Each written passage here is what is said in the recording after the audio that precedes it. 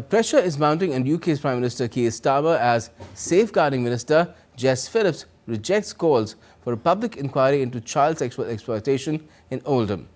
Elon Musk's recent comments on X have sparked a heated debate, with many demanding accountability for the abuse of vulnerable children by grooming gangs. In response to the allegations, Starmer dismissed critics, accusing them of spreading misinformation. Pressure is increasing on Prime Minister Keir Starmer after the Safeguarding Minister Jess Phillips rejected calls for a public inquiry into child sexual exploitation in Oldham. Starmer declined to comment on the allegations, stating, "Those spreading lies and misinformation are not focused on the victims, they are only interested in themselves." Those that are spreading lies and misinformation as far and as wide as possible, they're not interested in victims. They're interested in themselves. Those who are cheerleading Tommy Robinson, not interested in justice. They're supporting a man who went to prison for nearly collapsing a grooming case, a gang grooming case. These are people who are trying to get some kind of vicarious thrill from street violence that people like Tommy Robinson promote. The grooming gangs refer to organized groups who systematically target and sexually exploit vulnerable individuals, primarily children and young adults, through manipulation and coordinated abuse.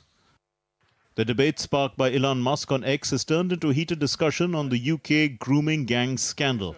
Musk, a close ally of US President-elect Donald Trump, last week backed calls for a national inquiry into the handling of cases of rape by men of Pakistani heritage of underage girls by the government's prosecution service, which Starmer previously ran.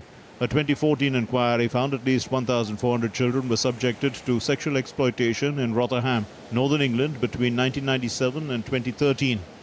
The Tesla CEO Elon Musk directly challenged current Prime Minister Keir Starmer's role in these cases, pointing to his tenure as the head of the Crown Prosecution Service, the CPS, from 2008 to 2013.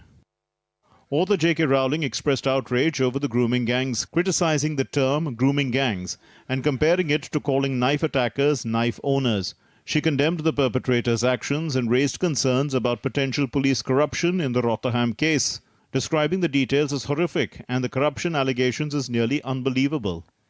Former UK Prime Minister Liz Truss condemned the perpetrators and authorities who allowed the crimes to continue, stating that the cases of girls as young as 11 being abused shame our country.